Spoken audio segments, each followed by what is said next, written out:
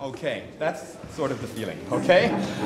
Right, it's like 101, right? Here we go. 101 on the beat, on the first beat, okay? 3, 4.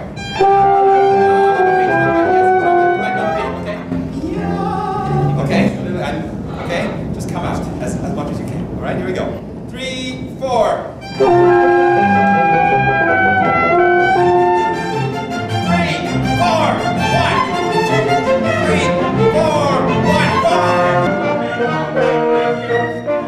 Start again at 44.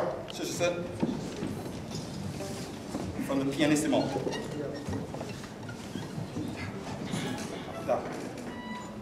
we go.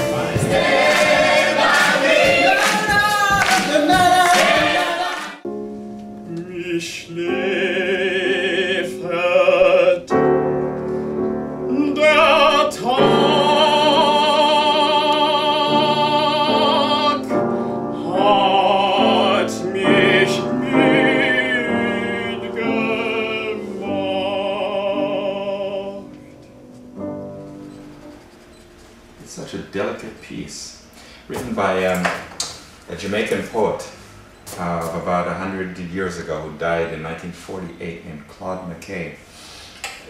I've always loved his poetry. Recently decided I'm going to set some. Last night I heard your voice, Mother, and so it sort of just naturally lends itself to music, right?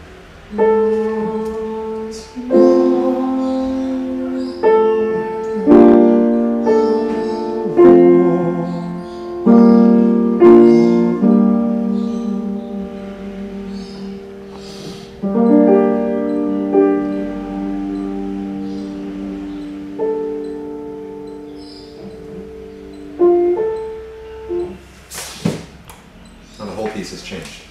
Okay. The string quartet, which is basically habanero rhythm, and also I wrote it right after the Maroon folk songs, which is also based on Jamaican music.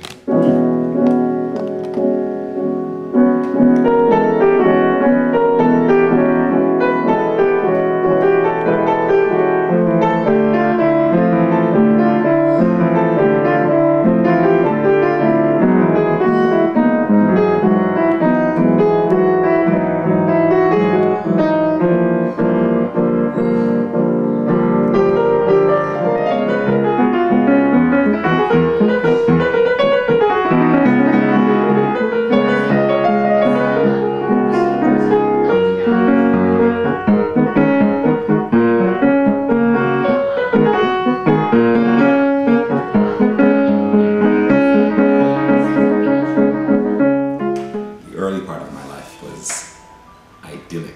Grew up in Jamaica, lived with my maternal grandparents, and we had a lot of land, a lot of animals. Could run anywhere I wanted to, in shoes or in bare feet if I wanted to.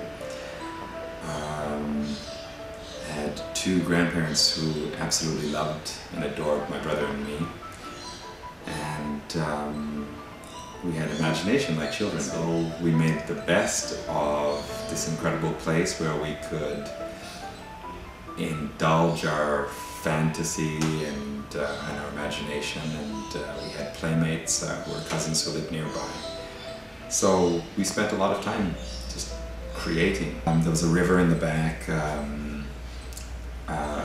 lots of trees all around, mango trees, avocado trees, apple trees all around, a big veranda in the front, and then a garden in front of the veranda. I remember the smell of coffee in the morning because my grandfather there were hills in the back where he farmed coffee and cocoa, and that was one of the smells every morning, was the smell of cocoa or coffee wafting through as I woke up.